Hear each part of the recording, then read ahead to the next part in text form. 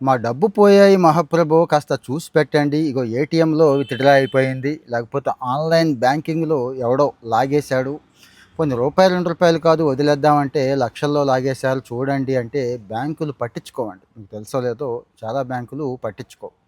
ఇలా పట్టించుకోనందుకే state bank of India మీదకెళ్ళి 1,30,000 కోర్టు ఖర్చులు, మానసిక ఆందోళనకి పడిన బాధకు కూడా ఖర్చులు తెచ్చుకున్నాడు ఒక వ్యక్తి అండి. ఇలాంటివి చాలా చెప్పుకుంటున్నాం మనం. ఏది ఇన్సూరెన్సు, క్లెయిమ్స్ దగ్గర నుంచి వినియోగదారులకు సంబంధించి. యాక్చువల్‌గా అయితే ఈ వీడియోలు మీకు ఎక్కువ చూడాలనిపించదు. కానీ పోయినప్పుడు తెలుస్తదండి ఆ బాధేంటనేది. అంటే ఆ డబ్బులు పోయినప్పుడు లబ్బో దిబ్బోమని అటు ఇటు తిరుగుతాం చూడండి అప్పుడు తెలుస్తది. అందుకే మీరు అప్పుడు కాకపోయినా కనీసం ఇప్పుడైనా గానీ ఒకసారి చూడండి. ఈ విషయాలు ఉపయోగపడతాయండి.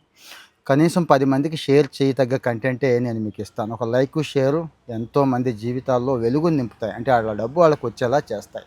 ఇక ఈ స్టోరీకొస్తే స్టేట్ బ్యాంక్ ఆఫ్ ఇండియాలో ఖాతా ఉంది. మనలాంటి ఆయనే పాపం డబ్బులేదో దాచుకున్నాడు.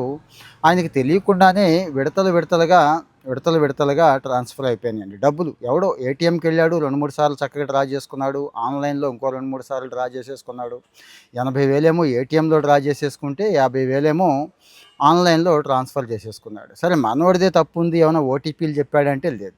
పోనీ ఆ డెబిట్ కార్డు, క్రెడిట్ కార్డు ఎవరికైనా ఇచ్చాడంటే అది కూడా లేదు. ఇంటర్నెట్ బ్యాంకింగ్ వాడుతున్నాడా అంటే అసలు ఇంటర్నెట్ బ్యాంకింగే లేదు. అతనేం చేశాడంటే వీళ్ళు ఎలాగో పట్టించుకోరు కాబట్టి ఏటీఎం విత్‌డ్రాయల్ అనేది అతనికొస్తది కదా! ఒక మెసేజ్ వచ్చిద్ది కదా! ఏటీఎం విత్‌డ్రాయల్ చేశారని. సో, దాన్ని పంపించి ఎస్‌బీఐని అడిగాడండి. నాకు కాస్త సీసీటీవీ ఫుటేజ్ ఇవ్వండి. నేనైనా చూసుకుంటానంటే ఆ ఫుటేజ్ కూడా ఇవ్వలేదు. అసలు పట్టించుకోలేదండి.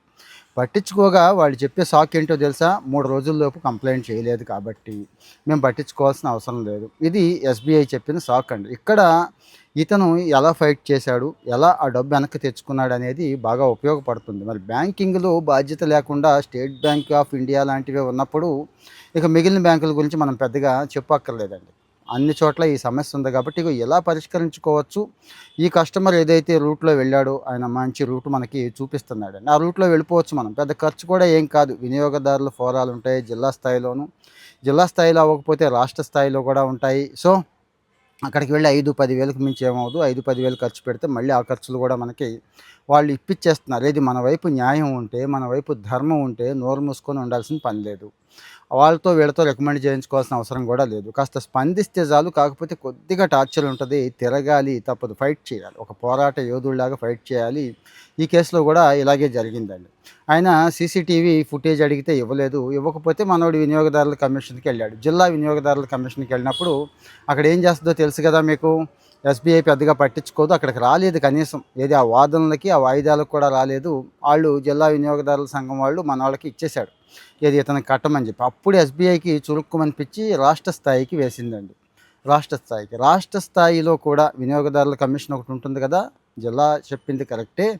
ఆ 1,30,000 ఏదైతే ఉందో అంటే ఇతను పోగొట్టుకున్న దానికితో పాటు కోర్టు ఖర్చులు, ఆ మానసిక వేదనతో కూడా కలిపి అతని డబ్బులు అతనికి ఇచ్చేయండి అని చెప్పిందండి. ఇది ఇప్పుడు గొడవ కాదు. 2018 ఆ టైం ఇష్యూ అండి.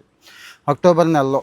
అక్టోబర్ నెలలో 2018, 12 ఆ ప్రాంతంలో అంట ఎస్‌బీఐ నుంచి 4 విడతలుగా 20,000, 20,000 చొప్పున 80,000 డ్రా చేసేసాడండి. సరే డ్రా చేసేసాడు. మళ్ళీ తర్వాత మళ్ళీ ఒక 40,000, 50,000 అంటే మొత్తం 1,30,000. ఈ 40, 50,000 ఆన్‌లైన్ ద్వారా. ఆన్‌లైన్ ద్వారా అంటే నెట్ బ్యాంకింగ్ ఇతనికి లేదు. కానీ డ్రా అయిపోయినాయండి. అదే ఖాతాకి సంబంధించి ఆ వ్యక్తి సోను అంట వాడి పేరు. వాడి పేరు కూడా ఉందండి. తెలుస్తాయి కదా! ట్రాన్స్‌ఫర్‌లు జరిగాయి. సో, ఇతనెళ్ళాడు. ఒక అప్లికేషన్ ఇచ్చాడు. నేను మెయిల్ గూడా పెట్టాడు. మీరు గూడా ఇదే చేయాలి. ఫిజికల్‌గా అప్లికేషన్ ఇవ్వండి. స్టాంప్ ఏయించుకొని తీసుకోండి. మెయిల్ గూడా పెట్టండి. మెయిల్ అయితే సాక్ష్యం ఉంటుందండి. నేను ఎవరికీ ఇవ్వలేదయ్యా బాబు. నా కార్డ్ ఇవ్వలేదు. నాకు నెట్ బ్యాంకింగ్ లేదు. మరి ఏటీఎం విత్‌డ్రాయల్స్ ఎక్కడ జరిగాయో కాస్త కనిపెట్టండి అంటే లేదు. పోనీ ఆ సీసీటీవీ ఫుటేజ్ అయినా నాకు ఇవ్వండి అంటే లేదు. సో, రెండోసారి గూడా మళ్ళీ ఇచ్చాడండి. అతని తప్పు లేకుండా. అంటే రెండోసారి గూడా మళ్ళీ అప్పీల్ చేశాడు. అయినా గానీ లేదు. సో, ఇక్కడ ఎస్‌బీఐకి పాపం అంత ఖాళీ ఉండదు కదా! పెద్ద బ్యాంక్ కదా! ఇంకా ఎవరు రాలేదు. అంటే ఎవరు పట్టించుకోలేదు. ఇతను వినియోగదారుల సంఘానికి వెళ్ళాడు. ఏది జిల్లా వినియోగదారుల సంఘానికి. ఇక్కడ national payment corporation of India guidelines కొన్ని ఉన్నాయండి. గుర్తుంచుకోండి. ఇవి తెలీదు చాలామందికి. అతను అది చదివాడు. అదే విషయం నాకు కూడా తెలీదు యాక్చువల్‌గా ఈ కేస్ చూసాకే నాకు అర్థమైంది. వినియోగదారులు ఎప్పుడు కోరితే అప్పుడు ఆ పేమెంట్స్‌కి సంబంధించి విత్‌డ్రాయల్‌కి సంబంధించి సీసీ ఫుటేజ్ ఏదైతే ఉందో అవి బ్యాంకులు అందించాలని. అక్కడ సీసీ కెమెరా పనిచేయట్లేదు, ఆ రోజు రిపేర్ వచ్చింది, ఏదో ఒకటి చెప్తే కుదరదు. బ్యాంక్ ఇదే తప్పు. అంటే national payments corporation of India ఏం అడుగుతోందంటే, ఏం చెప్తోందంటే బ్యాంకులకి, మన కస్టమర్ అడిగినప్పుడు మీ బాధ్యత అది అతనికి సీసీటీవీ ఫుటేజ్ ఇవ్వడం అని. ఆ విషయంలో ఎస్బీఐ పూర్తిగా ఫెయిల్యూర్ అయిందండి. సో ఏటీఎం రికార్డ్ ఇవ్వలేదు, అదే సీసీటీవీ ఫుటేజ్ ఇవ్వలేదు.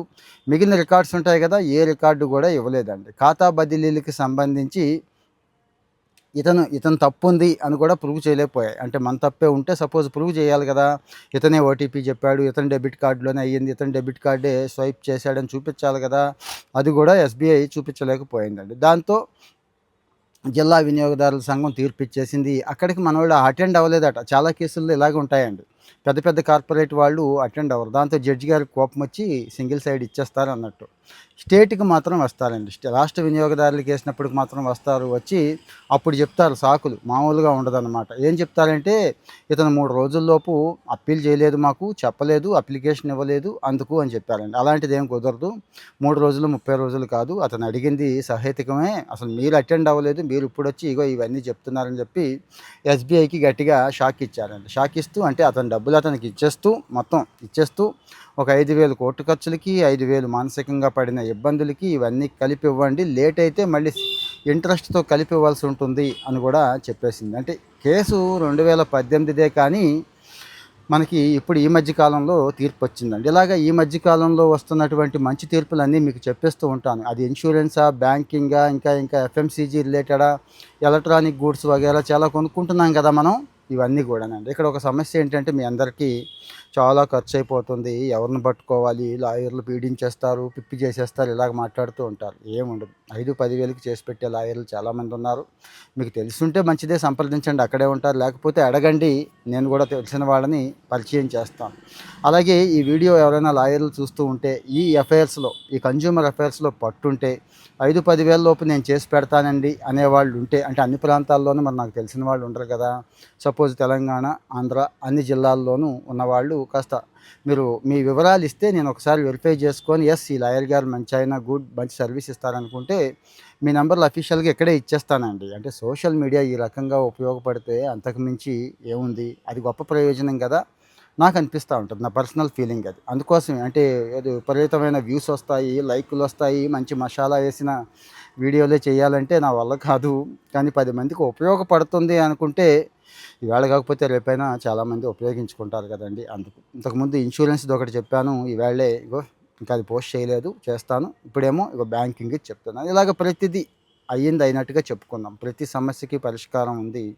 మనం గట్టిగా ఉండాలి, నాలెడ్జ్తో ఉండాలి, ఫైట్ చేసే స్పిరిట్ ఉండాలి. ఇలాగే సేమ్ గవర్నమెంట్లో కూడా మీకు ఏమైనా పనులు అవ్వలేదు, హక్కుగా మీకు పని అవ్వాలి, రెవెన్యూ, పంచాయతీరాజ్, ఇంకా రిజిస్ట్రేషన్స్ దగ్గర నుంచి సర్వే సెటిల్మెంట్స్, మున్సిపల్, ఎక్కడైనా కానీ పోలీస్ స్టేషన్తో సహా ధర్మంగా నాకు అవ్వాల్సిన పని నాకు అవ్వలేదు అనుకుంటే ఆ సమస్య పరిష్కారాలు కూడా చెప్తున్నాను కదా. నేను సాయం అందించే వాళ్ళను కూడా మీకు కనెక్ట్ చేస్తున్నాను కదా, మీకు ఫోన్ వస్తుంది కదా, హెల్ప్ చేస్తున్నారు కదా. సో దయచేసి దీని మీద మీ అభిప్రాయం చెప్పండి. ముందు ఈ బ్యాంకు సేవా లోపాలు వీటి మీద, ఆ తర్వాత ఇంకా ఏమైనా సమస్యలు ఉంటే అవి కూడా దయచేసి చెప్పండి. మీ కామెంట్ చాలామంది చదువుతున్నారండి. నా వీడియో ఎంతమంది చూస్తున్నారో కామెంట్లు కూడా అంతమంది చదువుతున్నారు. ముందు చాలామందికి ఉత్తేజంగా ఉంటాయి. లోపాలున్నా పర్వాలేదు, అవి కూడా చెప్పండి, ఏం పర్వాలేదు. సో మరి కాస్త ఒక లైక్, షేర్ ఇస్తే ఇలాంటివి చాలామందికి అవసరం అండి. దయచేసి లైక్, షేర్ ఇవ్వండి. మరి ఫాలో అవుతున్నారా లేదా చెక్ చేసుకోండి ఒక్కసారి. మన వాళ్ళని కూడా ఫాలో అవ్వమని చెప్పండి. ఇలాంటి మంచి సమాచారం ఎప్పటికప్పుడు మీకు ఇచ్చేస్తూనే ఉంటాను. ఇంకో మంచి వీడియోతో మీ ముందుకు వస్తాను. జై హింద్.